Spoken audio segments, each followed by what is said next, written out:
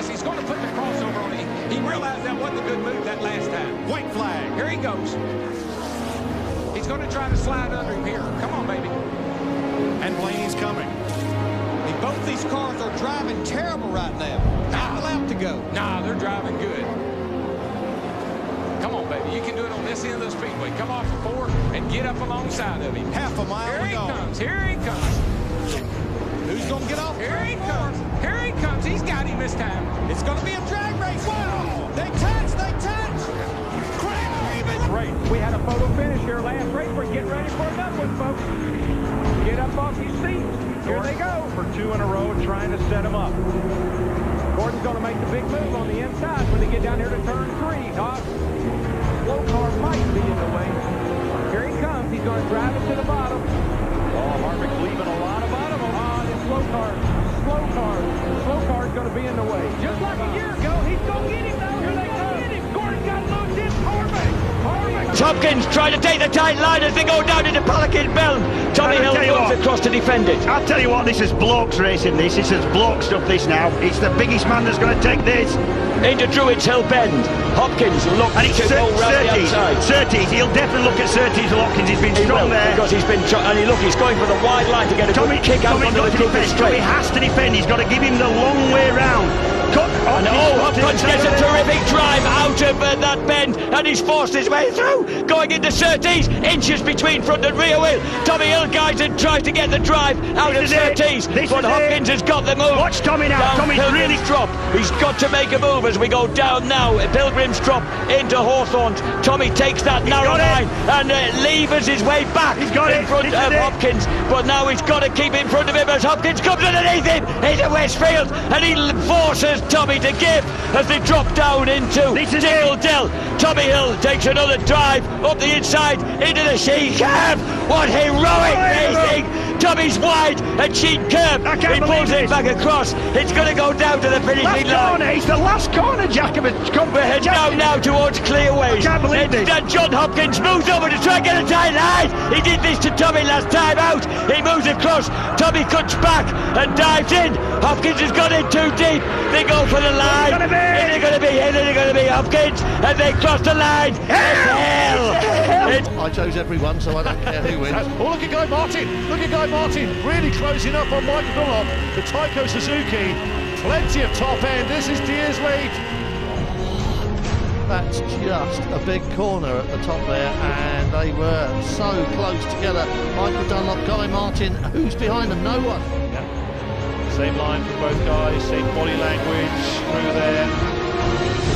Scraping it through there, and now will Guy Martin try and use the slipstream up the hill to draw alongside. Oh, is he close enough? He is! Whoa!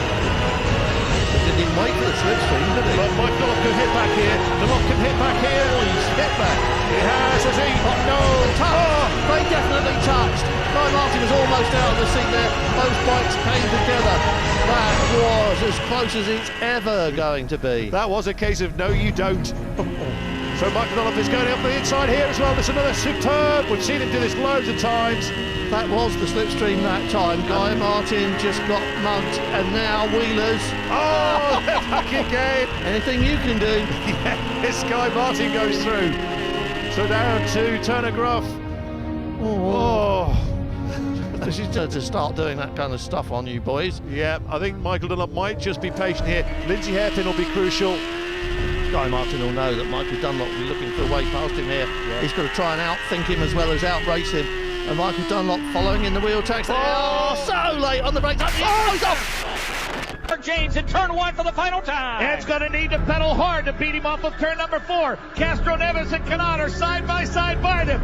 Mike, it's been a while since we've said it. Get the cameras out for a photo finish. They're setting up for turn 4 for the final time. Ed Carpenter has one more overtake push left off of turn number 4. They'll move to the high side. Here comes Carpenter side by side with Briscoe. Briscoe got him. Briscoe. All right, white flag, final lap. Hornish, Mason, touching, bumping, bruising. Look at this. Round they come in front of the grandstand. Everybody on their feet. Couldn't be closer. What an end to a fantastic season. Hornish with his nose in front. Castroneves coming back. He's coming back, and then Castroneves heading for the line. Hornish gets it on the line. Just Heimlich hoch, wie er zurückschaltet mit hohen Drehzahlen. Der Motor jault richtig. So, jetzt müsste er links daneben kommen, aber Trulli weiß das natürlich und fährt wieder Kampflinie. Aber verbremst sich und das könnte die Chance sein. Jetzt hat er einen Fehler drin. Panis kommt besser aus der Kurve heraus und jetzt geht's. Oder auch nicht. Da ist er voll in den Drehzahlbegrenzer rein. Ja, und das hat ihn ein bisschen gekostet. Und jetzt ist er wieder auf der falschen Seite. Und Trulli rettet es, eine weitere Schikane ins Motodrom. Und hat der Drehzahlbegrenzer so brutal abgeriegelt, da hat er ja richtig... Ja, da hat er von Hand geschaltet, nicht die Schaltautomatik drin gehabt. Und jetzt rutscht er noch. Der Trulli macht das gut. Ohne unfair zu sein, fährt er einfach immer innen, Kampflinie. Und vom Powerüberschuss ist nicht genug da. Und wenn man natürlich zu spät schaltet, und Begrenzer hinkommt, dann beschleunigt das Auto nicht mehr. Das ist mir jetzt gerade passiert. Das wäre die Chance gewesen. Trulli auch hier auf dem Randstein. Jetzt wieder, Trulli wird rechts bleiben. Aber jetzt ist er früher dran. Diesmal könnte es gehen. Aber jetzt steht er ja auch an im Luftstrom. Jetzt hat er den Windschatten nicht mehr. Und wer bremst zuletzt? Kriegt er die Kurve? Nein. Ja, halbwegs. Das scheint okay zu sein. Ich weiß nicht, ich glaube 2 Räder sollten noch auf der Straße bleiben. Ich weiß nicht, ob das okay ist, ob er ihn wieder passieren lassen muss. Ja, Achtung. Er tut es nicht und Trulli verliert das Auto. Last lap for these two who've been racing within inches of each other for the entire race distance of 27 laps. And Colin Turkington has to cover the inside this time. Matt Jackson will try and run around the outside, but he knows that's not really possible, and he could lose more time. Again, they're virtually touching. Down the hill to Graham Hill Bend for the final time. Turkington holds it tight. This will give Jackson a better run off the corner. Turkington may have to defend into the left-hand Resurtis. There's one more chance to overtake, and that's into clearways. Coming up now, what's going to happen? Is Jackson going to go for it? He has to go to the outside. There's no space, but he's trying to go right round the outside. They are absolutely side by side off the final corner. Jackson's on the grass. He loses momentum. It's going to be Colin Turkington to win race 3 of Brands Hatch. Against the defending series champion, this is an almighty dive into the chicane. And they make contact. Both of them go through and car number 1 pops out in front. It's not done with yet at turn 4. Van Gisbergen keeps going, keeps pushing. go to reserve too, please. They've got nothing left in the tank. Go to reserve, keep it in front, but go to reserve. Great driving, great driving. Unbelievable, just incredible racing. At maximum speed. I have not seen a better closing stage of a race for a long time. And Van Gisbergen has a little look. The way he's going, it's Van Gisbergen all or nothing. This is the last lap, there will be a dive. This really is an all or nothing approach for the young Kiwi. And the only thing you can do is give him a serve. You'll bump him here. You'll bump him, run him wide. He can't do it. Wincup's going to hold on. Whincup has fought off an extraordinary battle, and he takes victory. The 65 car last tasted the champagne at Watkins Glen last year as well. You heard the radio say 23 is going to be looking as they make the run down into 1. Pruitt has lost a little ground to Angelelli, but he closes it up in the braking zone. Here's the lap car. We saw him flash the headlights to this car. The GT car, please let us through. I'm in the middle of a big fight right now. He's going to do it, Dorsey. He's going to do it very, very soon. He's running out of opportunities. Angelelli will not give him a spot as they go down that long straightaway. Rocky's going to crush him through. That could be what Max needs. Pruitt has to turn his attention to defending second place. As you say, that may be what Angelelli needs. But Pruitt, a good run off of the tight corners and up through the S's. Jules will run him up into the oak tree corner really deep. He'll take him as deep as he can, hoping that the car will slide wide and let him run to the inside on that launch. There's GT traffic in front as they work up through the S's. I saw the cars flash by. They'll catch him as they get up to Oak Tree through the top of the S's. And traffic could be the deciding factor. Scott's right there. Whoever gets Angelelli gets balked a little bit, overslows the car to get the run off of the corner. He wants a clean run, though. That might not have hurt him too bad. Look at the flashing lights. He's got to get this other GT car, and Scott's got the run.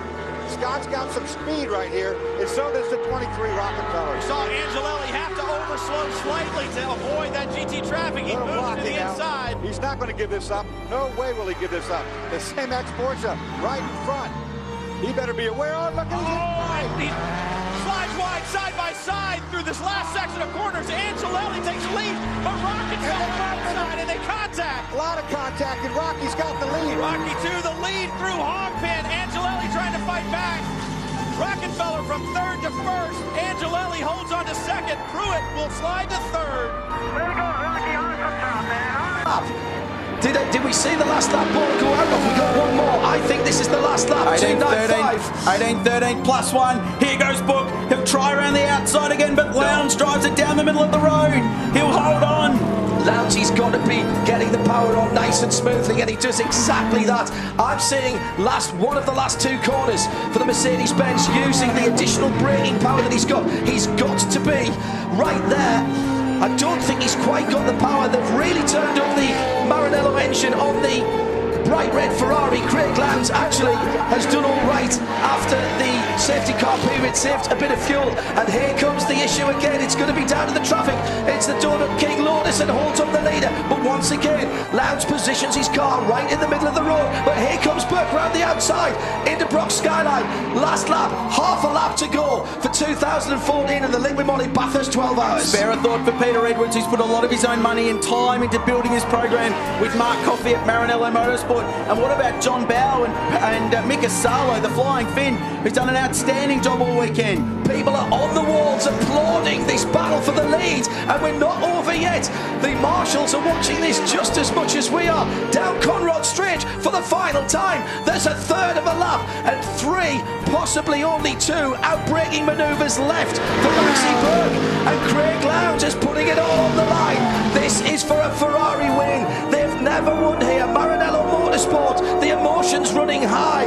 This is Alan Simonson's car. Can they get this to the line? There's one more heavy braking down into Maguire's for the final time. The teams are on the pit wall, and he's not coming from that far back. He's not coming from that far back. Craig Lowndes brings home Alan Simonson's Ferrari and wins the Liqui Moly 12 hours for 2014. Bathurst delivers.